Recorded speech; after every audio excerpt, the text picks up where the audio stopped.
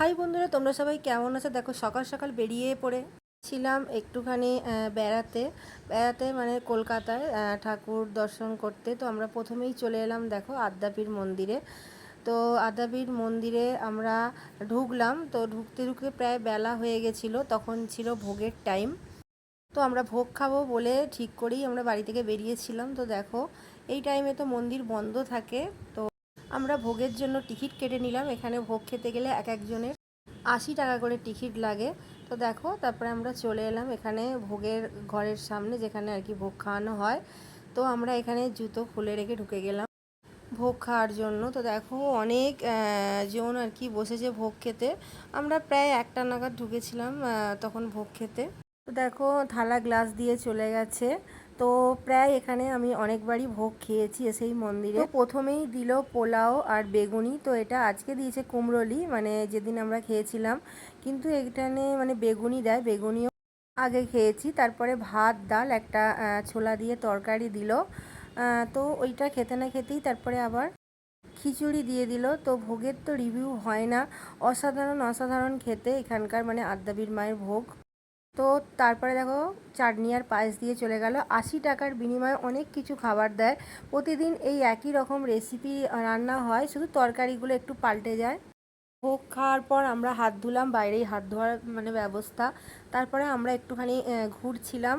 তো ঘুরতে ঘুরতে চোখে পড়লো হচ্ছে আদ্যা মায়ের পুকুর। তো দেখো এখানে হাঁস আছে। তো আমি একটু ভিডিও করছিলাম, কারণ আমরা একটুখানি আদ্যাপীঠ মন্দিরে বসেছিলাম। তার কারণ আমরা আদ্যাপীঠ হয়ে দক্ষিণেশ্বর যাব বলে, দক্ষিণেশ্বরের মন্দির খোলে 3:30। তো তার জন্যই একটুখানি ঘোরাঘুরি করছিলাম আদ্যাপীঠ মন্দিরে। তো আমরা ঘুরতে ঘুরতে গোশালায় চলে এলাম। তো দেখো আমি ভিডিওতে দেখেছি, কিন্তু অনেকবার এলেও আমি এই গোশালা মানে গরুরা যেখানে থাকে সেখানে আমার আসা হয়নি দেখতে। তো এবারে যেহেতু টাইম ছিল সেহেতু আমরা চলে এলাম গোশালা দেখতে। তো দেখো এইখানে খুবই যত্ন সহকারে সব অনেক গরু আছে। এসে দেখছি ওপরে ফ্যান চলছে মানে মাথার ওপরে, এখানে মানে খুব ভালো লাগলো আমার দেখে, আমি আগে কখনো দেখিনি। তো ফার্স্ট টাইম দেখছি এইখানে আর কি আদ্যাপীঠ মন্দিরে। ভেতর থেকে আমরা বাইরে এলাম, বাইরেও একটা জায়গায় গরু দেখলাম অনেক আছে, গোশালা। তো এখানে একটা আমি বাছুর মানে ছোটো মতনই খুব আদর খাচ্ছিল, আমরাও আদর করে দিচ্ছিলাম। সত্যি পশুরা খুব মানে আদর প্রেমী হয়, মানুষের ভালোবাসা পছন্দ করে। আমরা অনেকটা আদর করলাম গরুটাকে, খুবই মায়া লাগে মানে এদের দেখলে।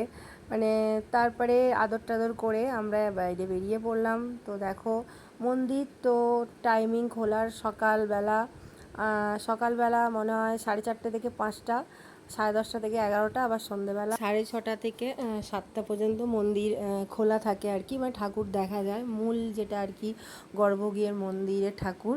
তো আমরা পুজো দিলাম, পুরনো যেটা আগের ছিল মন্দির, তো সেখানেই আমরা পুজো দিয়ে এসে সেইখানে মন্দির 3টে থেকে খুলে যায়। তো পুজো দিয়ে আমরা তারপর দক্ষিণেশ্বর মন্দিরে বেরিয়ে গেছি। দেখো এই যে মূল গর্ভগৃহ, এইখানে মানে ঠাকুরটা আমরা কখনো দেখতে পাই না, কারণ আমরা যেই টাইমে আসি ভোগের টাইমে বেশিরভাগ, তো ভোগ খাওয়ার টাইমে তখন তো বন্ধই থাকে এইখানে ঠাকুর। তো দেখো এই যে পুরনো মন্দির যেখানে আগে ঠাকুর পুজো হতো, তো সেইখানে আমরা পুজো দিই। এখানেই পুজো নেওয়া হয় আর কি সবার, যখন মানে বন্ধ থাকে ওখানে।